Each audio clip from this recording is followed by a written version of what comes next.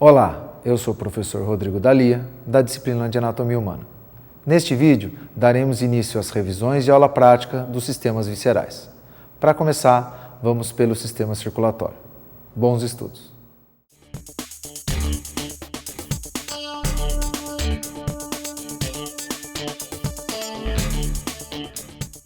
Bom, para iniciarmos, é bom relembrar que este órgão é uma bomba muscular contrátil propulsora de sangue.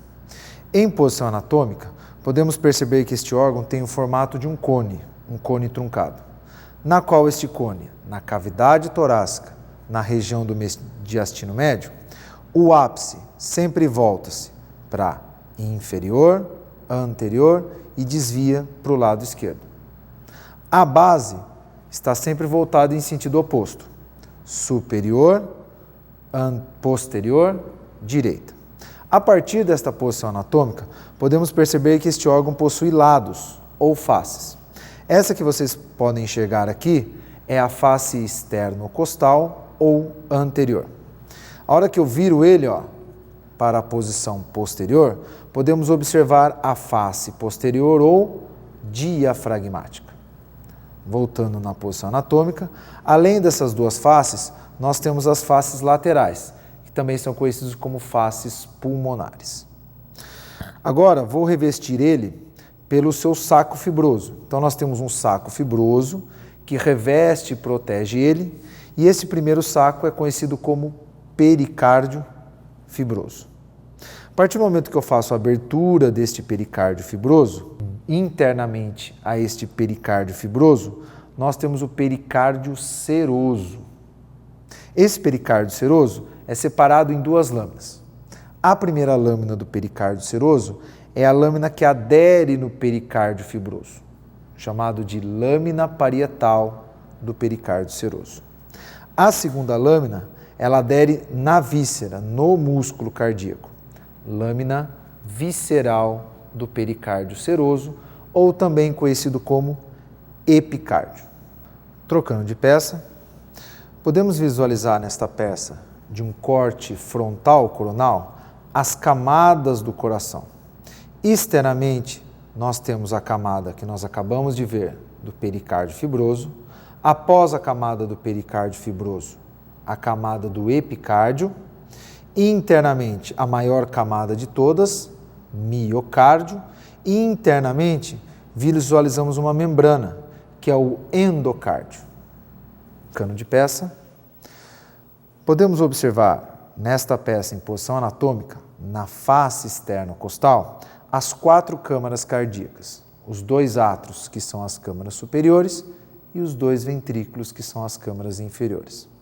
Podemos observar nesta peça o átrio direito, inferiormente a ele o ventrículo direito, oposto a ele o ventrículo esquerdo e mudando para a face diafragmática, o átrio esquerdo. Voltando na face externo-costal, podemos observar que os 2 átrios, tanto o direito quanto o esquerdo, possuem 2 projeções, conhecidos como aurículas. Então aqui nós observamos a aurícula do átrio direito e, lateralmente, a aurícula do átrio esquerdo. Trocando de peça, nesta peça, de um corte frontal coronal, podemos observar que, separando os 2 ventrículos, nós temos uma parede, um septo, o septo interventricular. Nas câmaras dos ventrículos, observamos uma projeção de músculo, chamados e conhecidos como músculos papilares. Nestes músculos papilares são fixadas cordas, as cordas tendíneas, que irão prender o sistema valvar, as válvulas atrioventriculares.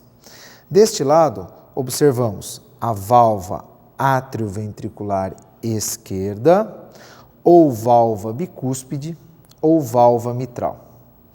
Do lado direito, observamos o sistema valvar, as válvulas atrioventriculares direita, ou válvula tricúspide.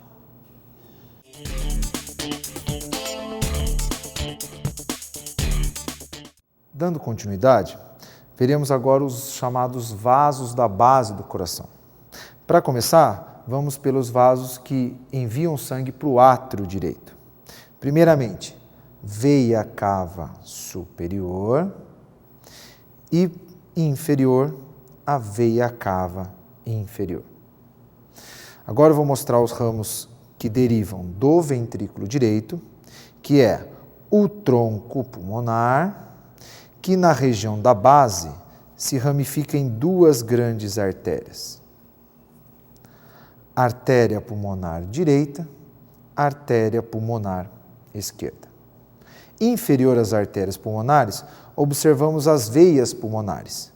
Veias pulmonares direita e veias pulmonares esquerda, que trazem o sangue arterial para o átrio esquerdo. Do átrio esquerdo, passando para o ventrículo esquerdo, e do ventrículo esquerdo, ejetando para a maior artéria, a artéria aorta, que é dividido em, por posição, artéria aorta ascendente, arco da aorta e aorta descendente. Observe que na região do arco da aorta emergem três grandes artérias, na sequência, do início para o final. Primeira artéria, tronco braquiocefálico.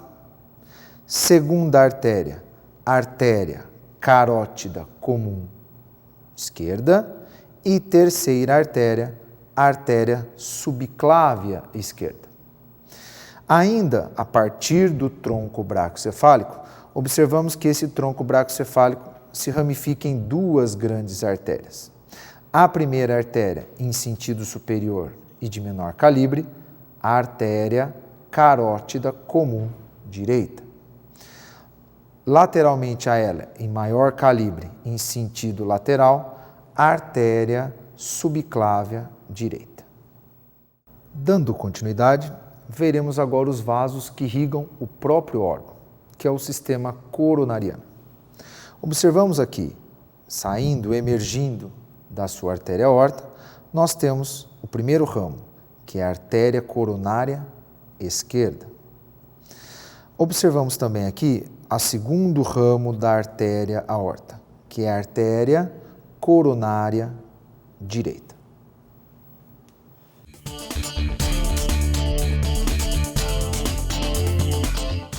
Para finalizar o sistema circulatório, temos aqui um dos órgãos hematopoéticos, o baço.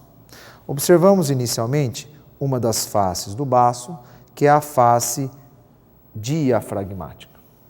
Virando ele, observamos a segunda face, a chamada face visceral, e na região da face visceral, observamos um ponto de saída e entrada de vasos, que é o hilo do baço.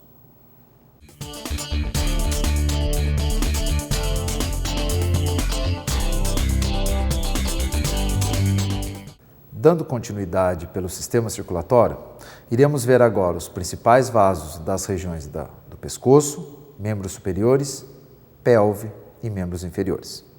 Daremos início pela região do pescoço. Podemos observar aqui na região do pescoço a nossa primeira artéria, o tronco braquiocefálico. A partir do tronco braquiocefálico, observe que ele se ramifica em duas artérias. A primeira artéria, a artéria carótida comum direita. Próximo à região da laringe, observem que a artéria carótida comum direita se ramifica em duas artérias. A artéria carótida interna, que nutre o sistema nervoso central, os órgãos do sistema nervoso central, e a artéria carótida externa, que nutre toda a região da cabeça, do pescoço e parte do sistema nervoso central. Voltando aqui para a nossa artéria do tronco braquiocefálico, observem que a segunda ramificação do tronco braquiocefálico é a artéria subclávia direita. Observe o trajeto da artéria subclávia direita, lembrando que ela passa internamente a clavícula, continua, irá nutrir no trajeto do membro superior. Agora, em sentido oposto, vou mostrar para vocês as veias da região do pescoço.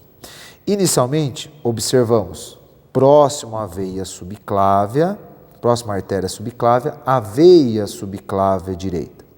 A veia subclávia direita irá se juntar com a veia jugular interna direita e irão formar a veia braquiocefálica. A veia braquiocefálica direita, que é essa que vocês estão observando, irá se juntar com a veia braquiocefálica esquerda e irão formar a veia cava superior, que, lembrando, irá desembocar todo o sangue da metade superior no átrio direito. Dando continuidade, vamos ver agora os vasos do membro superior. Para começar, vamos pelo sistema arterial. Observem aqui um pedaço da artéria axilar, que à medida que essa artéria axilar penetra no braço, ela troca de nome e se transforma em artéria braquial, que é essa que vocês estão vendo em destaque aqui. Próxima à região do cotovelo, a artéria braquial divide e se transforma em duas artérias. Essa que vocês estão vendo em destaque, que é a artéria radial, e oposto a ela, vocês estão vendo aqui em destaque, artéria ulnar. Artéria radial e artéria ulnar. Retornando pelo sistema venoso, observamos aqui a veia basílica, que se inicia no antebraço e dá continuidade pelo braço. Do lado oposto, nós temos a veia cefálica do antebraço, que também dá continuidade no braço, e as duas se encontram na veia intermédia do cotovelo. Cefálica, basílica, intermédia do cotovelo. Dando continuidade, observamos nessa peça a região do quadril, observamos os dois ossos ilíacos e a parte superior da coxa. Observem aqui que nós vemos o final da artéria aorta abdominal, na qual essa artéria aorta abdominal se divide em duas artérias ilíacas, artéria ilíaca comum esquerda, artéria ilíaca comum direita. Dando continuidade pela artéria ilíaca comum, observe que essa artéria ilíaca comum se ramifica em duas artérias. Esta artéria ilíaca interna, que nutre os órgãos da cavidade pélvica, e a artéria ilíaca externa, que dá continuidade para o membro inferior. No sentido oposto, observamos abaixo da artéria ilíaca comum a veia ilíaca comum. A veia ilíaca comum direita se encontra com a veia ilíaca comum esquerda, dando continuidade na veia cava inferior. Para finalizar os vasos, vamos pelos vasos do membro inferior. Começando pelo sistema arterial, aqui na região do ilho, nós vimos a artéria ilíaca externa, que ao momento que ela penetra na região da coxa, ela se transforma em a principal artéria da região da coxa, a artéria femoral. A artéria femoral continua o seu trajeto até na região do joelho, na região poplítea, continua se ramificando pelas regiões posteriores e anteriores da perna, dando continuidade para a região dorsal e plantar do pé. Voltando pelo sistema venoso, observem aqui uma das principais veias, que é a veia parva. Esta veia parva, que está localizado próximo ao maléolo lateral, continua em trajeto ascendente pela região posterior da perna, continua passando na região poplítea e penetra pela região posterior da coxa. A segunda grande veia do membro inferior é a veia safena magna, que observe aqui que ela está ao lado do maléolo medial, continua em trajeto ascendente por toda a região medial da perna, região medial do joelho e continua pela região medial da coxa. Veia safena magna. Esta foi a revisão do sistema circulatório. Nos próximos vídeos daremos continuidade aos sistemas viscerais. Bons estudos!